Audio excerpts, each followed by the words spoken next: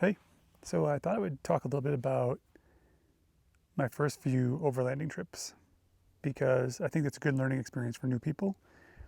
Everybody starts somewhere, and they were definitely not all completely successful, but I learned something every time. Every time we do it, I get a little more confident, and I feel like I can find campsites without too much of a problem, that my vehicle is capable enough to get to the places that I've pre-chosen because I've used the right apps to kind of help me determine some of that stuff. And I also learn more about what do I need to remember the next time. So I think that's good. So I just want to talk about the first few trips. Trip number one was actually not far from where I am here.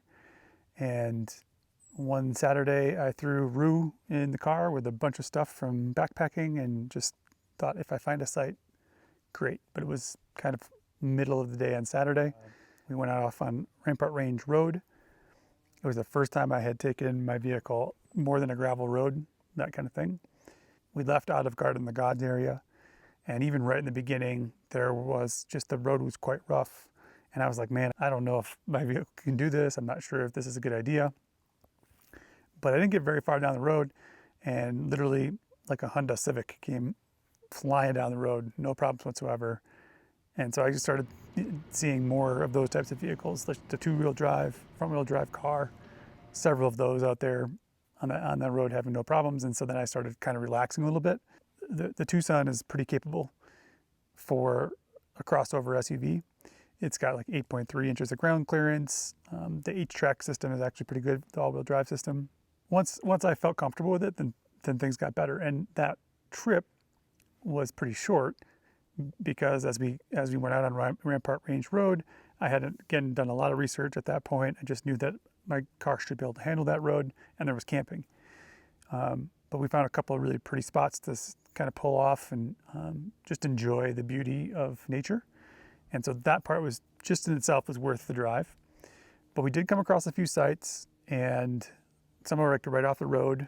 And we did find a couple of dispersed camping areas, but the sites were again too close to one another. You're only maybe 50 feet from somebody. It's kind of like going to a campground and then not having any amenities. And while Rue is a great dog, she doesn't do well with other animals. So in order to be able to keep her off leash and let her kind of just hang out, I needed more privacy than that, a little bit more space. So we ended up turning around in Woodland Park and just going home. But it was a really pretty drive, and I learned, my vehicle was capable. I learned that, there were a lot of other areas in that space to explore. So I wanted to come back.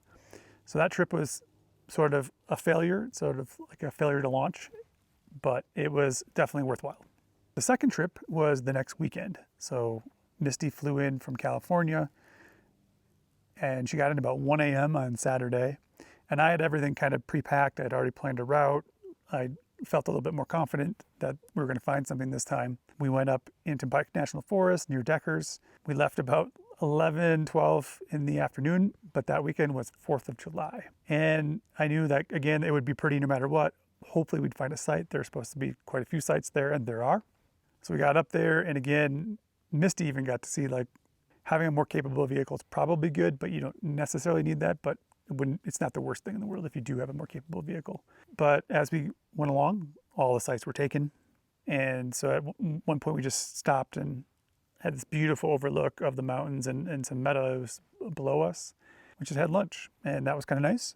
We went a little bit further, and we found one campsite that was right off the main road, but like right on it, and we decided that really wasn't what we wanted to do for that night. We went further and ended up finding a dispersed camping area, similar to what I had found off of Rampart Range Road, but the sites were a little bit further apart. It was more wooded, which was nice. And so we had set up camp there. And we thought, this is going to be pretty good. There's a few people here, but they're far enough away. Not really a problem. After we had everything set up, a family came in with a couple of small kids. That's not really what we were hoping for. There was a road that kind of went out the back of the camping area. We decided we wanted to just check that out and see where that went. There was a sign there that said high clearance four-wheel drive vehicles only. So we wanted to pay attention to that a little bit, but we walked this trail, found a nice site. It was away from everybody else. It was pretty sloped. That was the biggest problem. There's a lot of glass, But we decided to pick up camp and move. We went back to our car, threw everything inside, and moved to that site. The site was beautiful, had amazing views. We really enjoyed the site itself. We took a hike, got some pretty amazing footage, and had a nice fire. Because it was 4th of July, people were shooting off fireworks, which they're not supposed to do in the National Forest, and there was people shooting guns, which to each their own, I guess, but it wasn't super relaxing until a little bit later in the evening. But we had a great time and just realized how awesome it is just to get out. What we learned on that trip, though, was we had a bunch of backpacking gear. And while that works good for backpacking because it needs to be light, we had 2 Thermarest camping backpacking mattresses. They were about like 1.5 inches, 2 inches thick. We blew those up, we threw them in the back, had our sleeping bags, and we crawled into bed maybe around 9:30. It was a really beautiful night, but we found out with the Thermarest mattresses were not going to work. But we wanted to try with what we had, which is what I recommend you do. Go see what you need. Neither one of us slept really that night at all, and there's with Rue and the 2 of us in the back of the vehicle, just really not enough room. So I don't know how often we'll go with both of us and Rue in the Tucson. At some point we'll get probably a truck with a rooftop tent, and then that'll be a little bit different. But for right now, just Rue and I, there's enough space. Just Misty and I, there's enough space, but Rue, Misty, and I, it's a little bit tight. So Misty didn't sleep. I didn't sleep very well. And we got up in the morning, we made coffee, and decided we were going to just head back basically about 5:30 in the morning. But we learned, again, a bunch of different things. Our camp stove for backpacking works, but it was pretty small, and the little canisters you have to constantly buy for a longer trip like that for more camping and cooking wasn't going to work real well. So we needed something else, and we needed a new mattress for sure. So basically we put a list of things together after that we wanted to look at Overland Expo, and that we wanted to probably purchase and sort of upgrade in some of the areas to make it more comfortable. Because the most important thing here is you should go out and test things. And if you do it for one night, you can pretty much survive anything. So if you forget something, it's not a big deal. More than one night, that's where you start to run into, like, if you forgot essential items, that could be a problem. Because you don't want to be miserable. If you're miserable, that's not fun either. But it's good to just go with what you have, see what happens. So if you just have a tent, take it out, see what happens. Again, you learn something on every trip.